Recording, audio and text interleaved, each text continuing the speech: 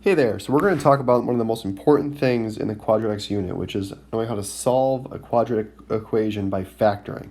One of the most essential parts of this unit, so it's a very, very important part of this unit. So we're going to start off actually with a little bit different question, which is number 1. So hopefully by now you've already kind of tried out this page.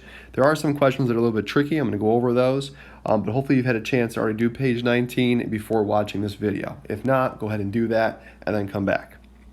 All right, moving on. So if we want to figure out for number 1, when this height equation hits, or when the feather hits the ground, we want to know when the height equals 0. So hitting the ground means the height from the ground is 0. So h of t is 0. So what we do is just set the equation equal to 0. 10 minus 2/5 t equal to 0. I'm going to add the 2/5 t over to avoid some negatives here. So that gives me 10 equals 2/5 t. Yeah, you can make that 0.4, 4/10, that'll work, but this is fine too. You get t equals 25 seconds. Wonderful. So what does this mean? Well, on a graph, that means that the height is obviously 0. That was kind of the whole point. But on the graph, what do we call that? Well, here it is. Hopefully you remember what this is called. This is called an x-intercept. So when we're finding when the y value is 0, the height function is also the y value. So when does that equal 0? Well, that's at the x-intercepts. That's what we're really doing here for the first problem. For the next problem, number 2, now the graph you don't have, I just kind of put that on there. We want to do the same thing. We want to know when this height equals 0. So we're going to set this equal to 0, but it's not going to be as easy as the last one because it's not linear. So it's a little bit tricky to solve this. It's not going to be as direct with a 2-step, 3-step, whatever equation. It's not like that. For quadratics, it's a little more complicated. But we do know what to do with stuff like this. We've actually done the necessary steps before in our polynomials unit. And those steps are what we call factoring. So we're going to factor this out, in case you couldn't guess, factoring. We're going to factor out the GCF of these two things. They're both multiples of 8, and they both have a t. So we're going to put an 8t out front, and that would be 3 minus 2t on the inside equals 0. Now, the really important part of this here is how do we get to a product of 0? We've got two things that are being multiplied and they give us 0. So how do you get to 0? Well, one of them has to be 0. This can be called a very important property called the zero product property. If you multiply two things and you get 0, then one of them is 0. You can't get a product of 0 any other way. So what that means is 8t equals 0 or 3 minus 2t equals 0. And then we just solve two linear equations to get our two options.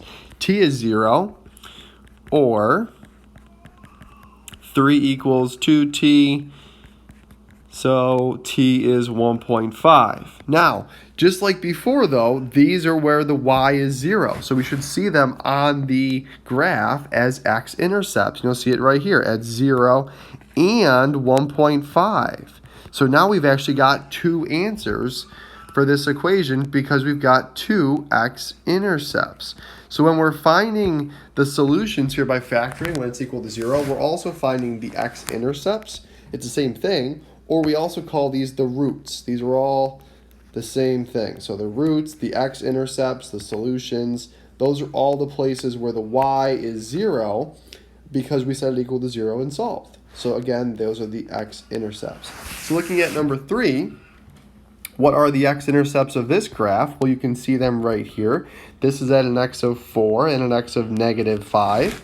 So 4 and negative 5. That 1/3 has nothing to do with the x-intercepts, which is kind of nice. What does it have to equal in order to have, or to be an x-intercept? Well, it has to be 0. So f of x has to be 0 because, again, f of x is the y value. So that has to be 0 in order to have an x-intercept at that point.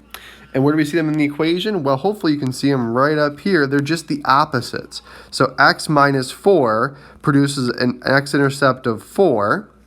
And x plus 5 produces an x-intercept of negative 5 because you're setting them equal to 0 like we saw before. And that gives you essentially the opposites of what you have in the factors. And that's the really key idea for this unit and how to solve these by factoring. We're going to set them equal to 0 first, make sure it's always equal to 0 in order to use this zero product property to find our possible roots. So going on to the next page here, let's just look at a couple. These are already equal to 0, which makes it really nice. We can use the property right away. So it actually is pretty quick if you've already got it equal to 0. And again, the roots, solutions, x-intercepts are all the same thing. So what we're going to do is we're going to factor this trinomial using our factoring methods from the polynomials unit. So x and x, what multiplies to 6 and adds to negative 7? What two numbers? Well, 6 would be 2 times 3 or 1 times 6. Which ones are going to add to a 7? Well, 1 and 6, but they're both going to be negative because you've got a negative 7. So minus 1 and minus 6. Then you're going to set each one equal to 0 to get your two possible options. We have to put an or here because you can't have x equal to two different things at the same time. So x could be 1 or x could be 6. Those are our two options.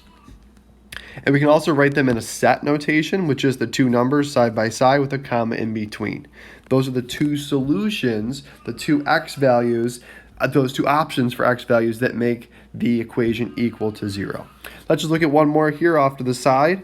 Again, you want to multiply to the c value and add to the b. This is a is 1, b is negative 5, and c is negative 24. So we got our x and x. What multiplies to negative 24 and adds to negative 5? Well, that's going to be a negative 8 and a plus 3. Again, set each option because you got two things being multiplied equal to 0. Zero product property says one of them has to be 0. So either x is 8 or x is negative 3. Again, those are our two options. You can put them in a set. It doesn't matter the order in this set. Either way is totally fine. That's how we're going to solve these by factoring. Once you've got them equal to 0, you can then factor it and solve each one for x, those two options, in order to get your two roots or your two x.